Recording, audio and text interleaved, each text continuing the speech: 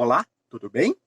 E hoje estaremos lendo e comentando a obra Espiritismo para as Crianças, escrita pelo bandeirante do Espiritismo, que ficou assim também conhecido, nosso querido autor, Cairbar Schutel.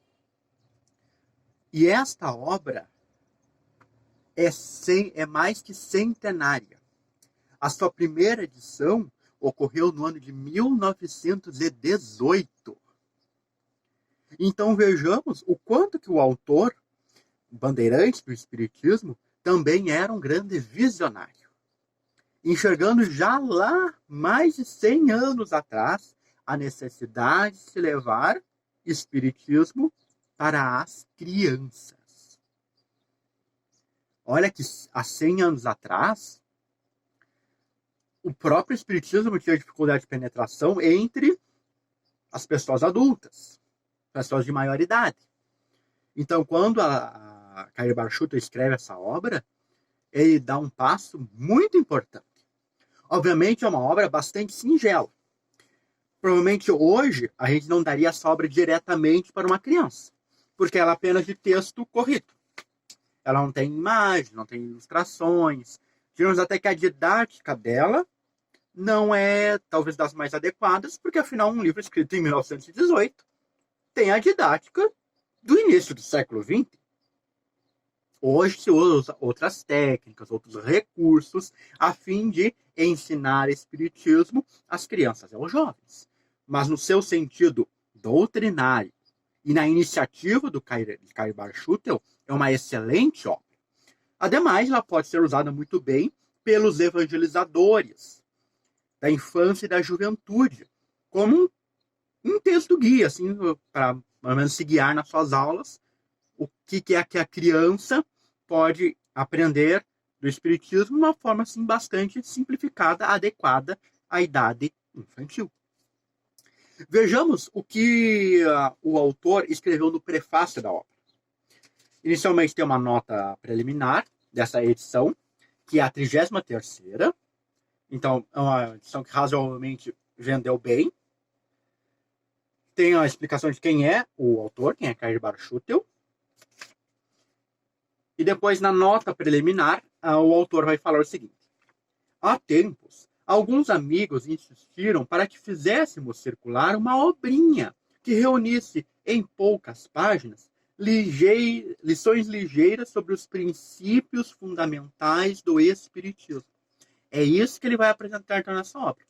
Ou melhor, como ele disse, nessa obrinha. Que, se não vemos, realmente é um livrinho de bolso. Tem aqui, nessa minha edição, aqui tem 50 páginas? 61.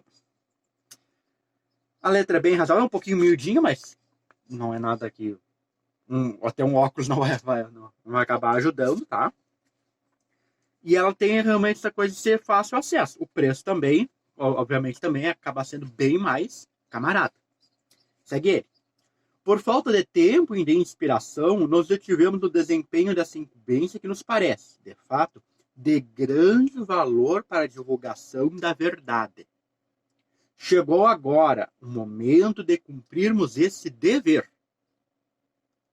Esforçamo-nos tanto quanto possível para reunir neste livrinho, de feitio pedagógico, ao alcance de todos os princípios mais populares do Espiritismo, para que possa, ao mesmo tempo, em seu conjunto, dar aos leitores uma ideia sucinta dessa luminosa e consoladora doutrina. Então, aqui está de forma simples os princípios fundamentais do Espiritismo, aqueles mais populares, aqueles que já eram mais falados, então já tinha mais um apelo, já tinha mais uma proximidade, já tinha uma divulgação maior, tornando, então, uma divulgação para a infância uma tarefa um pouco mais facilitada. Para tal fim, fizemos como o pescador de pérolas, tirando deste daquela obra de balizados escritores que em sua passagem pela terra deixaram o traço luminoso da sua dedicação pela tão grande causa, que assinalou a missão extraordinária do ilustre espírito que chamamos Allan Kardec. Como aqueles amigos que nos lembraram a publicação desse livrinho, então estamos convencidos de que irá ele prestar bons serviços à propaganda e luzes aos noviços que procurarem se orientar no caminho da vida.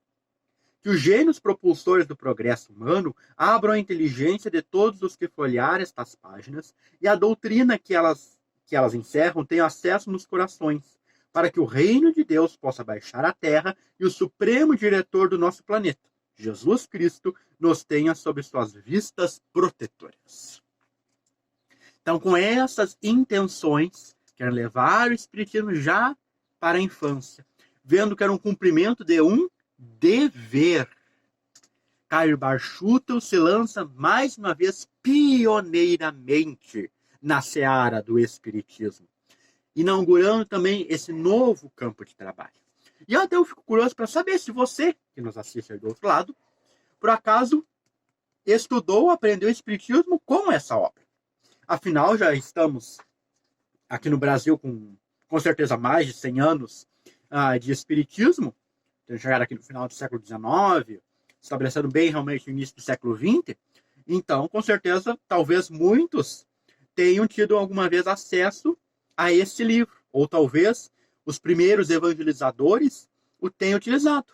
E se você aprendeu ou usou esse livro, comenta aqui embaixo, eu vou querer saber como é que foi, se realmente foi útil, se você usava bastante, usava pouco.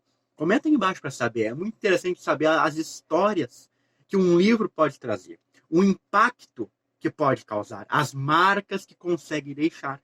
Porque era exatamente esse o objetivo do Cair Bar. Já deixar os corações infantis marcados pela presença do Mestre. Como ele coloca aqui já logo no prefácio. Jesus como grande protetor de toda a humanidade. E ao elencar os princípios fundamentais, Cair Bar não deixou nenhum de lado. Ele não pegou e disse, não, esse aqui é muito difícil, que nem os adultos entendem, eu vou botar. Ele o colocou todos. Então, ele falou sim de moral, de caridade, de perdão, mas também falou de mediunidade, da vida no mundo espiritual. E, inclusive, atualizando já para as coisas que aconteciam ao seu redor. Vai ter uma das perguntas aqui com relação ao próprio Espiritismo, em que Caio Bar vai colocar a seguinte pergunta. Como é que fica o Espiritismo frente a uma nova ciência, a metapsíquica? Que na época, na metapsíquica de Charles Richer, mas assim, era uma grande concorrente do Espiritismo.